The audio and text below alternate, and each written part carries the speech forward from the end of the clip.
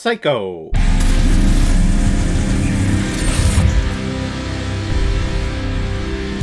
Saint Maude, released in 2019 and is directed by Rose Glass, who made her feature film debut with this movie and hasn't released a single movie since. And this creepy-ass Christian movie is starring Morfydd Clark and Jennifer Athel. And the reason why we're talking about Saint Maude today is because it was a PayPal recommendation and donation from a new contributor to the channel, and we checked out one of their films earlier this week, and now this is their second one, the last one that they sent in a PayPal recommendation for. Ben Knox, thank you very much for the contribution, the donation, and thank you very much for this recommendation. I have never heard of this movie, and that's why I love doing this channel and opening up these PayPal donations for all of you to send me your recommendations, so I can watch movies that would never pop up on my radar and things that I would never select to watch on Amazon Prime or Hulu or Netflix or whatever. Katie is a former nurse and born-again Christian, calling herself by the name of Maude now. And she's been assigned by a private hospice care company to care for an eccentric high-end lady by the name of Amanda Cole. And as Maude helps Amanda in the final months of her life, she feels an even stronger call from her God that she is doing the right thing for this woman and is trying her darndest to preach the word of God to Amanda. However, certain things happen that causes Maude to be fired from the job, so Maude is left searching for answers from her God as to what her purpose in her life is. Oh, born-again Christians, aren't they a frickin' delight, guys? Now, I used to be a Christian. I used to be hardcore into religion.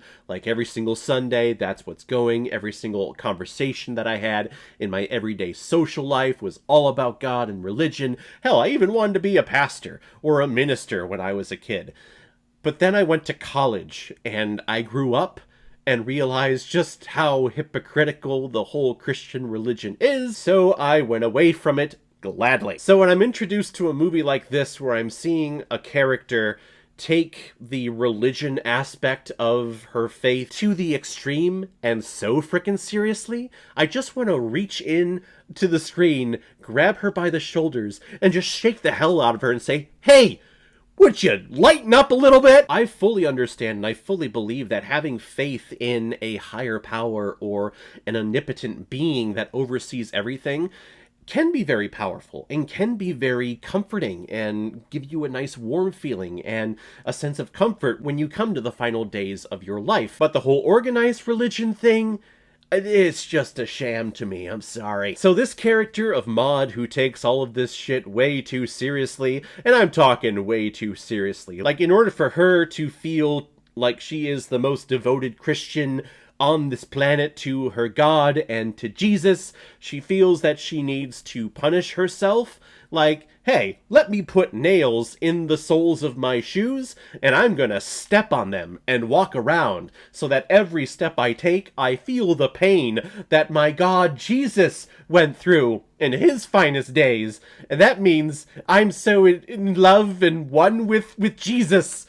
I said at the beginning of this review, and I'll say it again, Psycho. Now that's this character, that's this story, so it's a pretty, psychotic film, I guess, is the best description I could give for it. I think Morfydd Clark does a fine job in her role as Saint Maude. You can tell when she kind of goes into that fourth dimension and she's hearing the voice of her God in her head, that, you know, it's having an effect on her body. Like, when she feels the Lord's presence and she feels that tingle, she feels that tingle all the way around. It's her spider tingle. It's the Peter tingle, is what she feels. Or I guess, would it be called the God tingle? Or is that offensive? I feel like this whole review is just offensive for Christians who are watching me, so oh well. I guess I really mean no offense. I'm just talking from my own experience, and this is my channel, so y'all can deal with that. This movie is a slow burn, though, and it definitely fits the mold and the model of an A24 psychological thriller. They have these slow, long paces until we get to a final scene that is pretty freaking terrifying and takes you by surprise, comes out of nowhere. It could easily have been written to be this beautiful moment between the two characters, but then all of a sudden this satanic-like happening happens, and you, the audience watching, just go, what the fuck? And also, in stereotypical A24 models of psychological thrillers, we get essence and we get shadows of someone's past and someone's backstory about how they got to be where they came from, but we're never completely told exactly where and what happened before,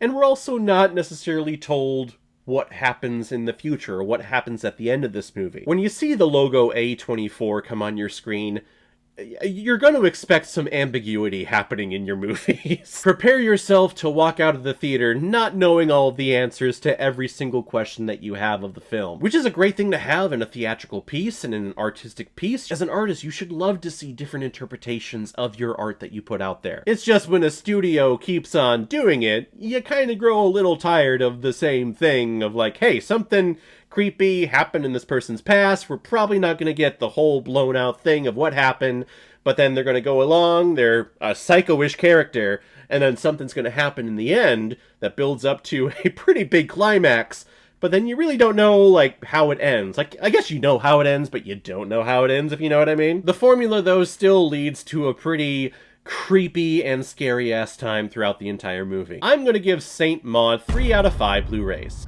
Not exactly what I had in mind, but not bad. So guys, if you've seen Saint Maude, what did you think about it? Or if you've never seen it before and you stumbled across because of this video, then comment below, let me know what you thought about it. And as always, if you like what you see here, if you like my take on movies, then hit the subscribe button and make sure you hit that bell so the next time I'm releasing next movie review. So guys, I will see you next time on the channel, but in the meantime, be well, be good to each other, and go watch a movie. Take care, guys.